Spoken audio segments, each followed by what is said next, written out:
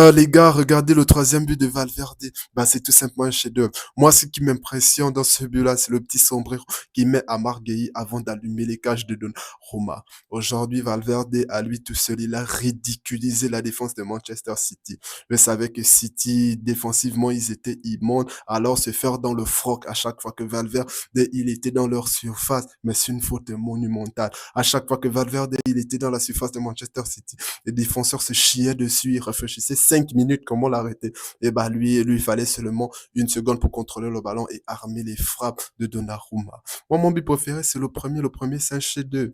Regardez là où vient le ballon de Courtois. Courtois réussit à cette distance à trouver Valverde. Mais qu'est-ce que ce gardien, lui, il ne sait pas faire.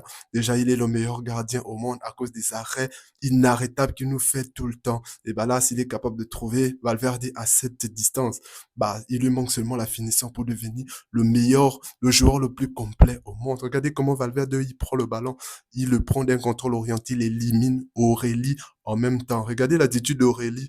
Aurélie se dit, bah, c'est pas grave, il y a encore Donnarumma, tu l'as pas encore passé. Et bah, laisse-moi te dire que ton Donnarumma là, au PSG, tu l'as pas vu. Tu le connais pas vraiment de quoi il est capable.